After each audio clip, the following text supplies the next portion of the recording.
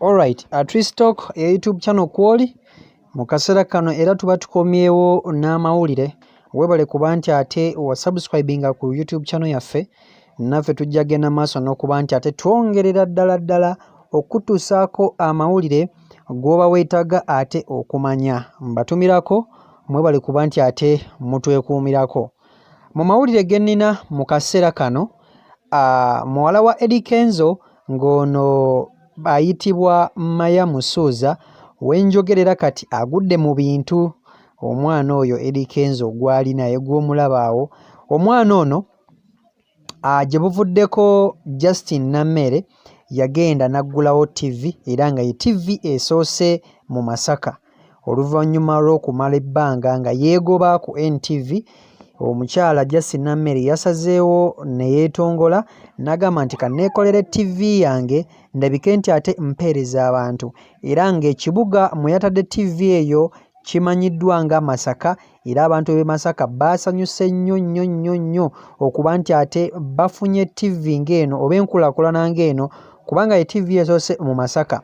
Justin Nammere tumujjukira okuba nti ate yali mukozi wa NTV sako ne TV endala ez'enjawulo, wabula ng'ekyamujja ku TV ezo agamba nti bwali bulyazaamaanya na bukumpanya bwe bwamugoba ku TV ezo. N'asalawo n'atandika okuba nti ate yeetongola nga yasooka kukola shooting company okukwata waaka n'aba ng'amuguza media houses ez'enjawulo, okuli Soul TV, okuli NTV nayo, NBS ne TVs endala nnyingi. Naye wenjogera kati awo omukyala ono yaguddewo TV eyiye, era ng'abantu b'e Masaka bamusabye nga bw'aguddewo TV emirimu ate aleme kugiwa abantu balala, alonde abaana ab'e Masaka kwegamba abakiikirira Masaka babaawa emirimu okuba nti ate bakola ku TV eyo.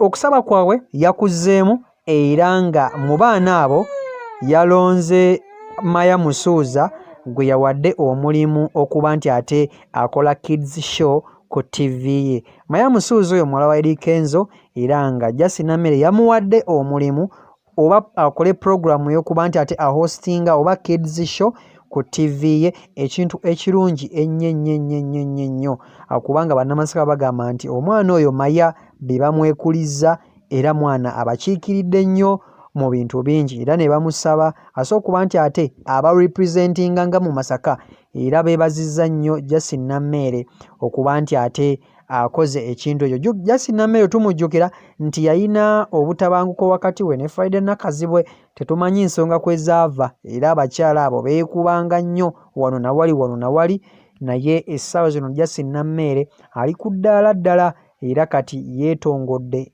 nnyo. Ge mawulire agali ku sayidi eyo, naye nga mwebale kuba nti ate mwekumira ku Tristalk, mugende maaso n'okuba nti ate mwongera okusubscribinga